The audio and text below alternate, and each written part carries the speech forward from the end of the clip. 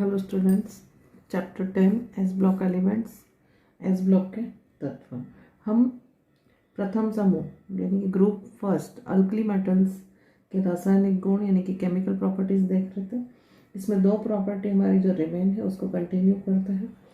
तो इसमें है नेक्स्ट प्रॉपर्टी हमारी रिड्यूसिंग नेचर यानी कि अपचायक प्रकृति।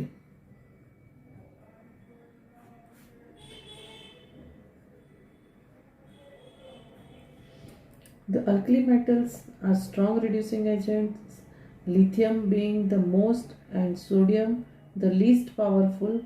The standard electrode potential which measure the reducing power represent the overall charges. यानी कि क्षार धातुएं प्रबल अपचायक के रूप में कार्य करती है, जिसमें लिथियम प्रबलतम एवं सोडियम दुर्बल अपचायक है। मानक इलेक्ट्रोड विभव जो अपचायक क्षमता का मापक है और संपूर्ण परिवर्तन का प्रतिनिधित्व करता है। तो अपचयन होता है तो मेटल धातु सॉलिड होती है, उसमें से वो पहले किस में कन्वर्ट होता है, एम गैस में।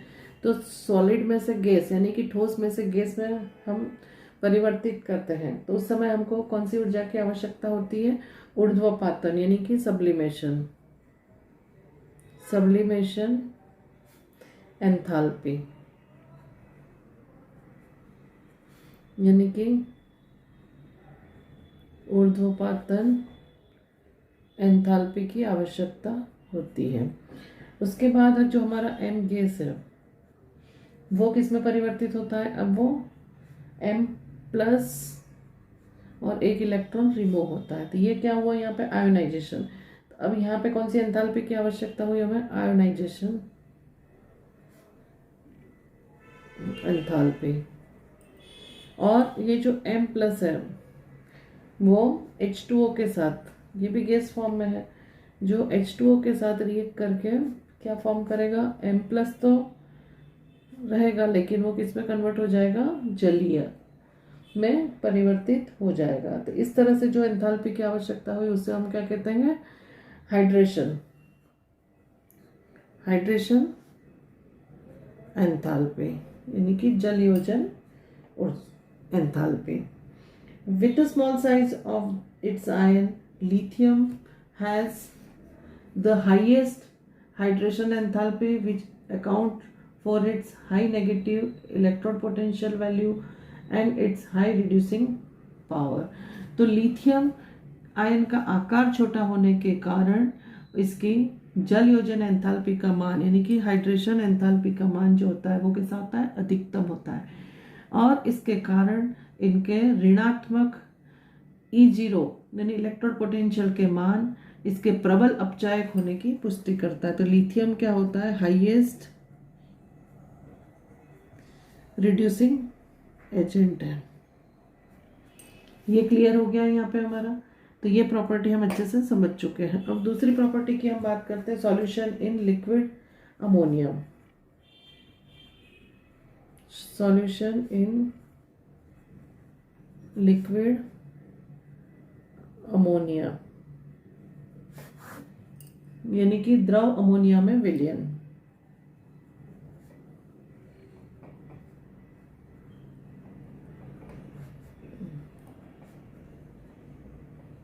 द्रव अमोनिया में विलयन।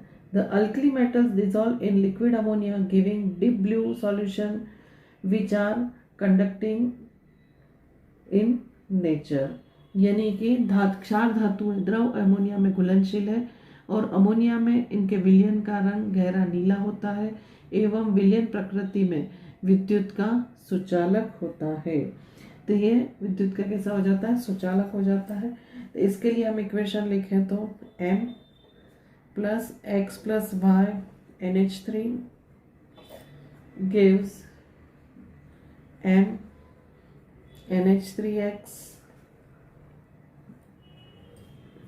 प्लस चार्ज आएगा इस पे और इलेक्ट्रॉन के साथ में NH3 टाइम्स, ये माइनस, ये धनायन हो गया इसमें से और ये ऋणायन हो गया।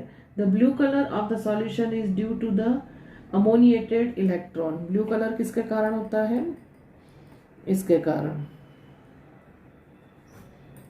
Ammoniated electron which absorbs the energy in the visible region of light and thus imparts blue color to the solution। तो विलयन का नीला रंग अमोनियाकृत इलेक्ट्रॉन के कारण होता है और ये दृश्य प्रकाश के क्षेत्र में संगत ऊर्जा का अवशोषण करके विलयन को नीला रंग प्रदान करता है। तो ये क्लियर हो गया है हमारा यहाँ पे। तो ये प्रॉपर्टी भी हम अच्छे से समझ चुके हैं। अब हम देखते हैं उसके यूजेस। अल्कली मेटल्स के यूजेस क्या है? तो लिथियम का उपयोग महत्वपूर्ण मिश्र धातु यानी कि एलॉयज बनाने के लिए होता है। फिर जैसे कि हमारे लेड के साथ में श्वेत धातु वाइट मेटल बनाता है जिससे इंजन की बेरिंग वगैरह बनाई जाती है। तो लिथियम का यूज है। एल्यूमिनियम के साथ मिलकर लिथियम उच्च शक्ति का मिश्र धातु बनाती है जिसका उपयोग वायुयानों के निर्माण में होता है। मैग्नीशियम के साथ इसकी मिश्र धातु का उपयोग कवच प्लेट यानी कि आर्मर प्लेट बनाने में होता है। लिथियम का उपयोग ताप नाभिकीय अभिक्रियाओं में, यानी कि कौन सी अभिक्रिया होती है? ये ताप नाभिकीय अभिक्रियाओं में इसका यूज होता है। So the lithium is used to make electrochemical cells, and sodium is used to make alloy needed to make PB ethylate, and this organolate compounds were earlier used to anti-knock additives to petrol। तो anti knocking additives के रूप में petrol में मिलाए जाते हैं। Tetraethyl lead यानी कि PbET4, इसका उपयोग होता है एडिटिव नॉकिंग एडिटिव्स के रूप में होता है। Then the liquid sodium metal is used as a coolant in fast breeder nuclear reactor, और इसका उपयोग कूलेंट के रूप में यानी कि द्रव सोडियम धातु का उपयोग नाभिकीय रिएक्टर में शीतलक, कूलेंट यानी शीतलक के रूप में होता है। साथ ही हम देखें तो potassium has a vital role in biological system. तो पोटेशियम का जैविक क्रियाओं में महत्वपूर्ण उपयोग होता है। Potassium chloride is used as a fertiliser. तो पोटेशियम क्लोराइड का उपयोग जैविक खाद के रूप में किया जाता है, उर्वरक के रूप में किया जाता है। साथ ही पोटेशियम हाइड्रोक्साइड KOH का उपयोग है वो मृदु साबुन के रूप में होता है, सॉफ्ट सोप के रूप में इसका उपयोग किया जाता है। कार्बन डाइऑक्साइड के अवशोषण के रूप में भी होता है। और सीजियम का उपयोग प्रकाश विद्युत सेल यानी फोटो इलेक्ट्रिक सेल में किया जाता है। तो ये सभी के यूजेस सभी मेटल्स के याद रखना होता है हमें। चलिए, तो ये यूजेस हो गए कंप्लीट हमारे। अब इसके बाद जो हमारा टॉपिक है वो है जनरल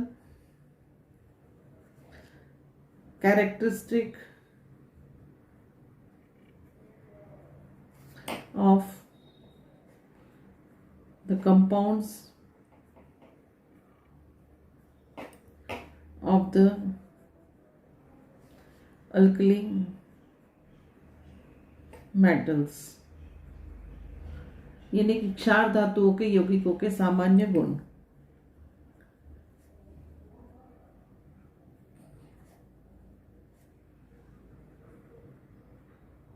यौगिकों के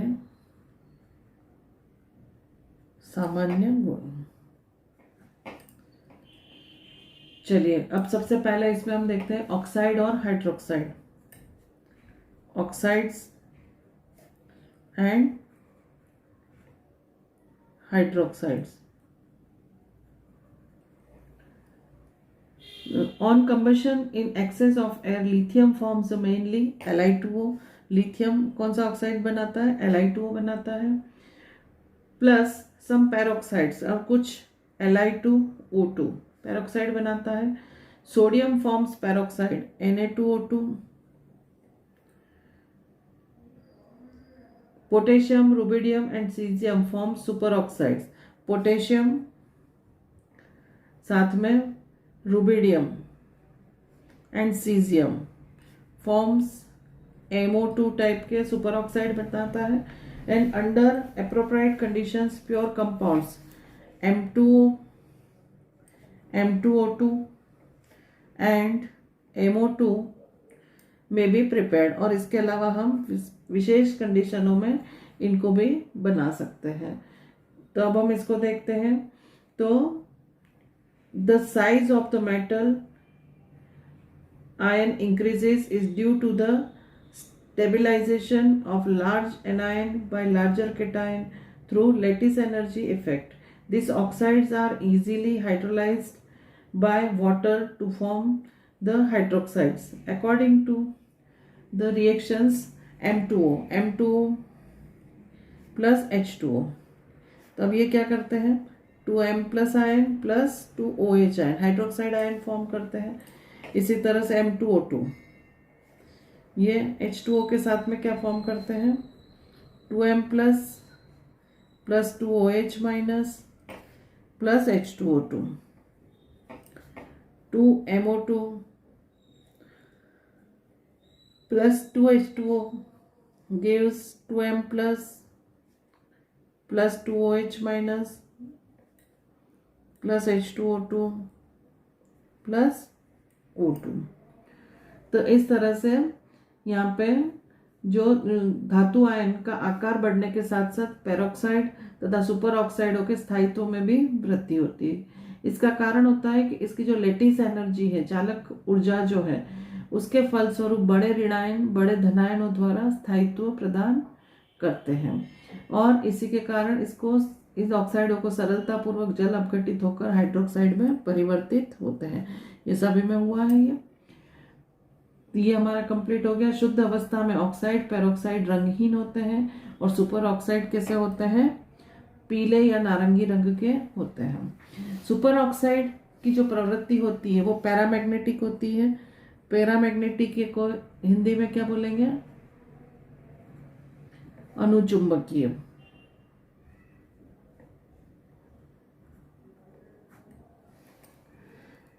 तो अकार्बनिक रसायन में सोडियम पेरोक्साइड को ऑक्सीकारक के रूप में प्रयोग में लाते हैं हम।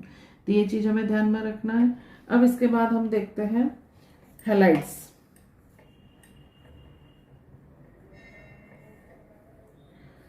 The alkali metal halides is MX are all high melting colorless crystalline solids. They can be prepared by the reaction of the appropriate oxide hydroxides or carbonates with aqueous hydrochloric acid. All these halides have high negative enthalpies of formation. The melting and boiling points always in the trend of fluorine, chlorine, bromine and iodine. All these halides are stable and soluble in water. ये सभी जो halides होते हैं ये क्या होते हैं, HF, HCl, HBr and HI. All these are soluble in water. तो ये कैसे होते हैं, जल में विलय होते हैं। The low solubility of LiF, तो लिथियम की जो होती है वो कैसी होती है, लिथियम के जो फ्लोराइड होते हैं ये LiF जो होते हैं वो उनकी हैलाइड्स जो है। तो अपन यहाँ पे ये तो मैंने ये बनाया है, अब इसको हम मेटल के साथ में लिखें तो सबसे the lowest solubility of LiF in water, तो सबसे कम सॉल्युबिलिटी किसकी होती है, LiF की होती है। Due to the high lattice enthalpy whereas the low solubility of CSI। तो इसमें क्या होता है कि इनके गलनांक और क्वथनांक हमेशा फ्लोराइड के सबसे अधिक होते हैं और आयोडाइड के सबसे कम होते हैं। ये तो हमें समझ में आ गया है। जो LiF है इसकी निम्न विलेयता, सबसे कम विलय होता है ये, और क्योंकि इसकी जो जालक ऊर्जा होती है वो कैसी होती है, उच्च होती है। इसके कारण ये CSI जो होता है कि निम्न विलेयता CS प्लस और I माइनस की निम्न जल योजना के यानी कि हाइड्रेशन एंथैल्पी उसकी कैसी होती है, लो होती है, उसके कारण होता है। तो लिथियम के अन्य halide ethanol, acetone, ethyl acetate में घुलनशील होते हैं। तो इन सभी को बाकी को हम किस में विलय कर सकते हैं, तो इथेनॉल, एसीटोन, इथाइल एसीटेट, इसमें हम इसको सॉल्युबल कर सकते हैं। तो LiCl lithium chloride is soluble in pyridine, किसमें सॉल्युबल होता है, ये pyridine में विलय होता है। तो ये इनके हैलाइड्स की प्रॉपर्टी हो गई। अब हम देखते हैं इसके ऑक्सो अम्लों के लवण। ऑक्सो अम्लों के लवण की बात करें हम,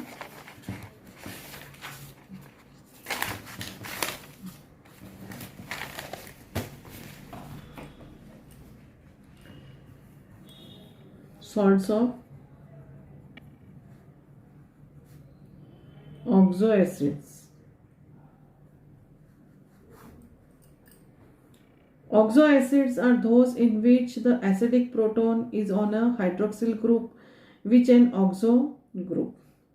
तो ऑक्सो जो एसिड्स होते हैं उसकी बात कर रहे हैं हम। तो ऑक्सो समूह वे होते हैं, ऑक्सो अम्ल वे होते हैं जिनमें जिस परमाणु पर अम्लीय प्रोटॉन से युक्त हाइड्रोक्सिल समूह होता है। हाइड्रोक्सिल समूह यानी कौन सा समूह होता है, OH समूह। उसी परमाणु पर हम देखें तो ऑक्सो समूह जुड़ा होता है। जैसे कि हम H2CO3 लें, तो H2CO3 में OC तो अलग हो गया है और OH ट्वाइस, तो ये हो गया हमारा, तो OH समूह के साथ जुड़ा हुआ है। इसी तरह से हम H2SO4 में लें, तो H2SO4 में O2S अलग हो गया है हमारा और OH ट्वाइस, ये क्षार धातु है, सभी ऑक्सो अम्लों के साथ लवण बनाती है। तो ये क्या करती है, क्षार धातुओं के साथ में ये क्या करती है, लवण बनाते हैं। साधारणतः जल में ये कैसे होते हैं, ऑक्सो अम्ल होते हैं वो सॉल्युबल होते हैं, घुलनशील होते हैं और तापीय रूप से स्थायी होते हैं। इनके कार्बोनेट और हाइड्रोजन कार्बोनेट, कार्बोनेट यानी क्या हो गया M2CO3 और बाइकार्बोनेट यानी MHCO3। जैसे Na ले ले तो Na2CO3, तो यहाँ क्या होगा NaHCO3, ये बाइकार्बोनेट है, ये कार्बोनेट का तापीय स्थायित्व सबसे अधिक होता है। तो इनके कार्बोनेट और बाइकार्बोनेट का तापीय स्थायित्व यानी थर्मल स्टेबिलिटी होती है वो सबसे अधिक होती है। वर्ग में ऊपर से नीचे की ओर जाने पर धन विद्युतीय स्वभाव बढ़ता जाता है, अतः कार्बोनेट और हाइड्रोजन कार्बोनेटों का स्थायित्व भी बढ़ता जाता है। ग्रुप में हम लिथियम, सोडियम, पोटेशियम ऐसे ग्रुप में ऊपर से नीचे की ओर जाएं तो इनके कार्बोनेट और बाइकार्बोनेट का स्टेबिलिटी क्या होती है, इंक्रीज होती है, बढ़ती जाती है। लिथियम कार्बोनेट ताप के प्रति अधिक स्थायी नहीं होते हैं, तो लिथियम कार्बोनेट क्या हो जाते हैं, इसका मतलब कि वियोजित हो जाते हैं। और लिथियम का आकार छोटा होने के कारण वे बड़े ऋणायन जैसे कि CO3-2 को ध्रुवित कर अधिक स्थायी Li2O और CO2 में परिवर्तित हो जाते हैं। जैसे LiCO3 है हमारा, तो वो Li2O और किस में परिवर्तित हो जाता है, Na2CO3, तो Li2CO3 है, तो ये किस में परिवर्तित, तापीय विघटन कराने पर Li2O में परिवर्तित होता है, साथ में ये CO2 बना देता है। तो हाइड्रोजन कार्बोनेट का अस्तित्व ठोस अवस्था में नहीं होता है, तो हाइड्रोजन कार्बोनेट ठोस अवस्था में प्राप्त नहीं होते हैं। तो ये हमारी सारी प्रॉपर्टीज जो थी वो यहाँ पे कंप्लीट हो जाती है। अब हम इसमें देख रहे हैं लिथियम का असंगत व्यवहार यानी कि anomalous behaviour of lithium.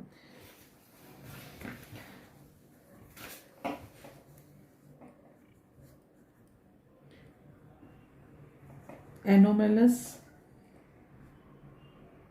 Properties of lithium, lithium का असामान्य व्यवहार। The anomalous behaviour of lithium is due to the exceptionally small size. वो अपने समूह के अन्य तत्वों की अपेक्षा अलग से क्यों व्यवहार दर्शाता है, जो इस समूह के तत्व है दूसरे lithium, sodium, potassium, rubidium, caesium, francium. तो इसमें से लिथियम क्या होता है, सबसे अलग व्यवहार करता है। तो अलग व्यवहार करने की वजह क्या है, तो इसके कारण है। तो सबसे पहला कारण तो इसका है कि स्मॉल साइज, स्मॉल साइज,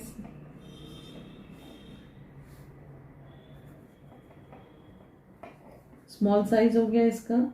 इसके बाद में दूसरा, इट्स एटम एंड आयन, उसके आयन और एटम दोनों का साइज कैसा होता है, स्मॉल साइज होता है। दूसरा रीजन इसका है हाई पोलराइजेशन पावर,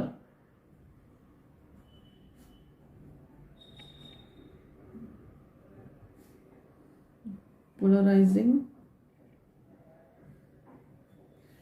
पावर, और as a result this is increased covalent character of lithium compounds which is responsible for the solubility in organic compound। ये हाई पोलराइजेशन पावर होने के कारण ये कौन सा कंपाउंड बनाता है, कोवेलेंट। वो कोवेलेंट जो कंपाउंड्स होते हैं वो किस में सॉल्यूबल होते हैं, इन ऑर्गेनिक कंपाउंड।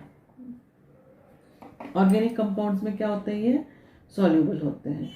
तो ये इसके मेन रीजन है। साथ ही इसकी हाई इलेक्ट्रोनेगेटिविटी है, ये भी इसका एक कारण होता है। And no vacant d orbitals. तीसरा इसका एनोमलस बिहेवियर दर्शाने का क्या है कारण, हाई आयोनाइजेशन एनर्जी कर लेते हैं, आयोनाइजेशन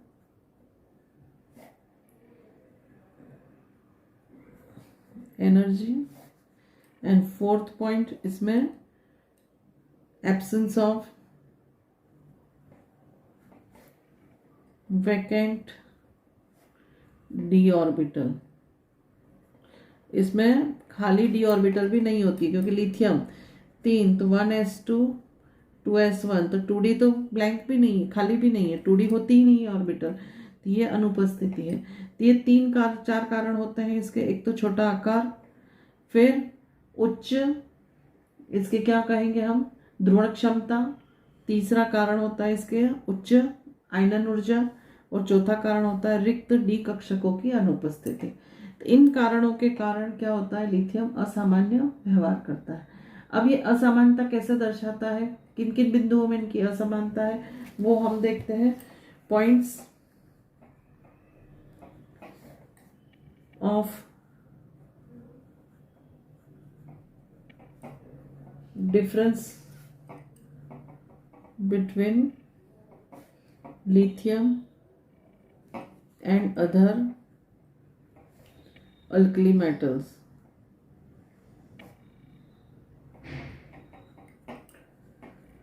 फर्स्ट पॉइंट की चर्चा करें हम, तो lithium is much harder, its melting and boiling point are higher than the other alkali metals.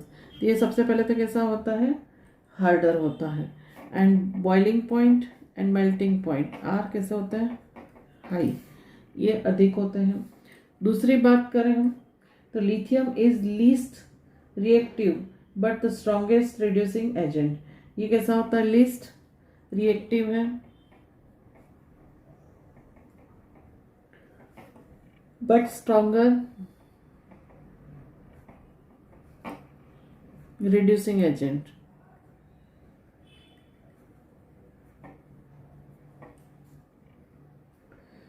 चलिए, lithium chloride is deliquescent and crystallises as a hydrate, यानी कि LiCl जो होता है वो प्रस्वेद्य है, और हाइड्रेट LiCl2H2O के रूप में क्रिस्टलित होता है।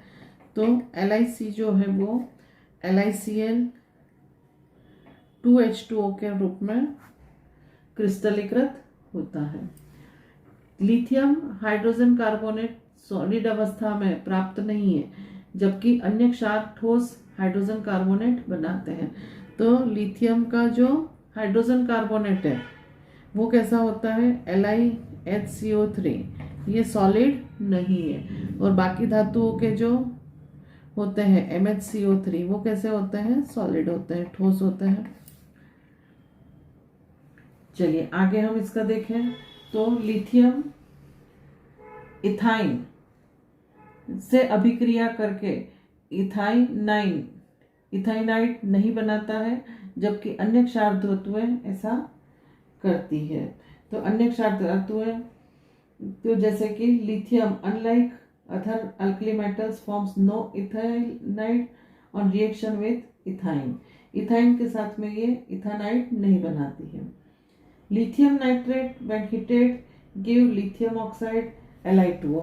जब लिथियम नाइट्रेट को हम क्या करते हैं, LiNO3 को जब हम गर्म करते हैं तो वो Li2O बनाता है, साथ में NO2 बनाता है और O2 बनाता है। अब इस रिएक्शन को हम बैलेंस करते हैं तो 2Li2O होगा, तो ये यहाँ पे क्या हो जाएगा 4, तो 4 हो जाएगा, तो 4 नाइट्रोजन, तो इसको भी हम क्या करेंगे 4। तो अब ये रिएक्शन हमारी क्या हो चुकी है, बैलेंस हो चुकी है। इसी तरह से सोडियम नाइट्रेट जो है हमारा NaNO3 वो किस में परिवर्तित होता है, NaNO2 में, और ऑक्सीजन रिएक्शन बैलेंस करें तो हम दोनों जगह 2 लगा देते हैं, बैलेंस हो जाएगी। तो ये देखिए Li2O बनाता है और ये NaNO2 बनाता है, तो इस तरह से ये डिफर करता है।